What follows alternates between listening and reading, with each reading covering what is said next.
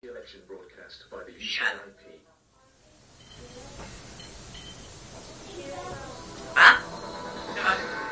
On the warpath again, the actress-activist who simply won't give up her fight for the Gurkhas. I stayed behind and sent forward all the texts I've been having this morning to archie to keep Downing Street up to speed.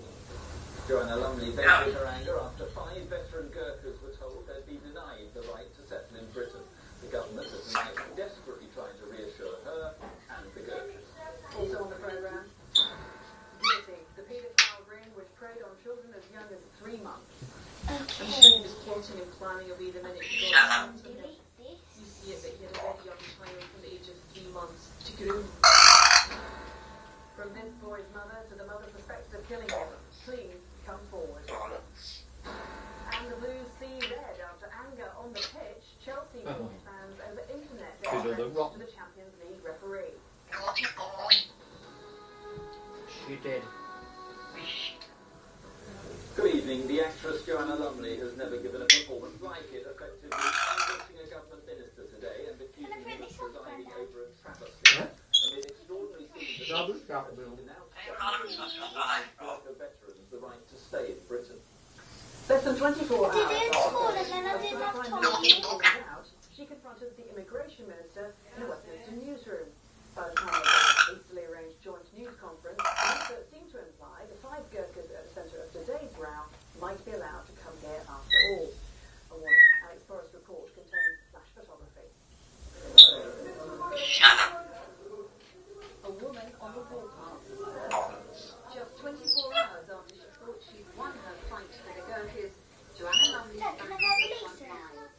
The actress asked Immigration Minister Parrot to explain why letters had been sent to 5 veterans telling them their applications to stay in Britain had been rejected.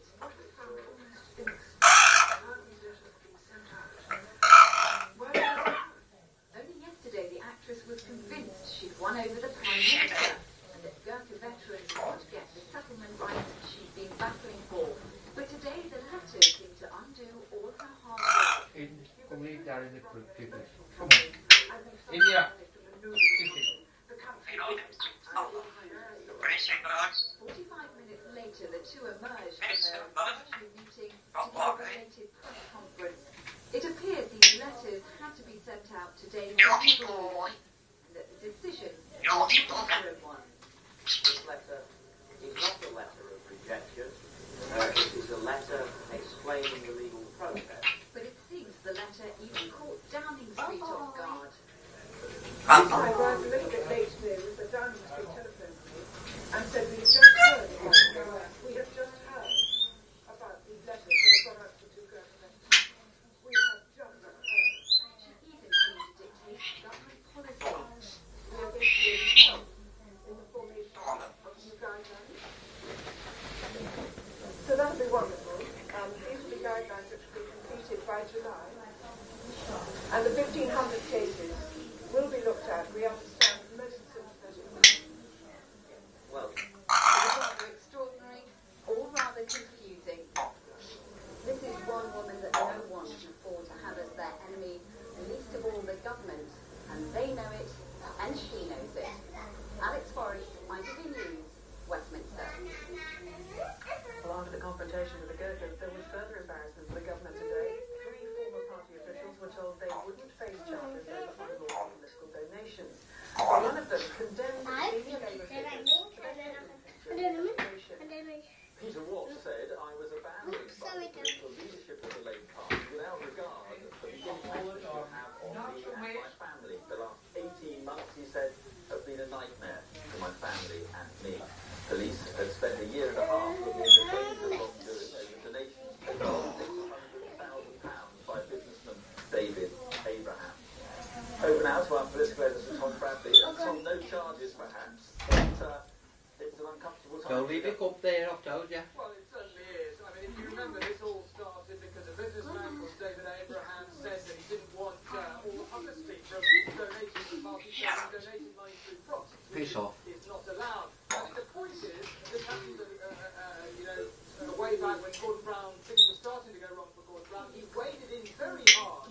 He was very strong on it at the time, gave a press conference, said it was unlawful, the money must be Archie. back and so on. Now, clearly, Peter Watt feels very bitter about that. He doesn't single out Kiss my horse. about elected politicians, but Gordon Brown is the leader of the Labour Party, and there's no doubt that he feels very bitter about the way he's been treated.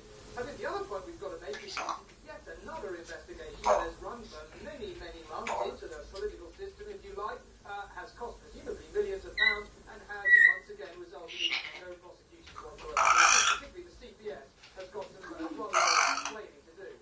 Right, and a quick thought on the Gurkha issue. The government couldn't really have made much more of a mess of it, could they? Well, there was a moment that Alex used in her report there, which, even by the standards of what's going on, it was pretty extraordinary. Joanna Lumley, more or less, it seemed, dictating government policy on the hoof in a restaurant in Westminster with her words in the Westminster sort of nodding meekly to everything she said, like a naughty schoolboy brought to the front of the class by a school teacher and saying, yes, Joanna. Now, I think that is just going to form, of course, the government's got itself in a mess on this. It feels it can no longer make it. It's on the wrong side of public opinion. It knows it. Ministers know it. They've just got to do whatever they can to get through it. But, I mean, really, I think most people are going to conclude this is not the way to conduct government business. Tom. All right, Tom, thank you very much indeed for that. And by the way, you can see the whole of today's news conference with Joanna Lumley and the uncomfortable government minister on our website. Go to itv.com/news. 8 members of the paedophile gang have been convicted of a catalogue of sickening abuse and child pornography offences. They included the sexual assault of a 3-month-old baby. 2 of the men were trusted baby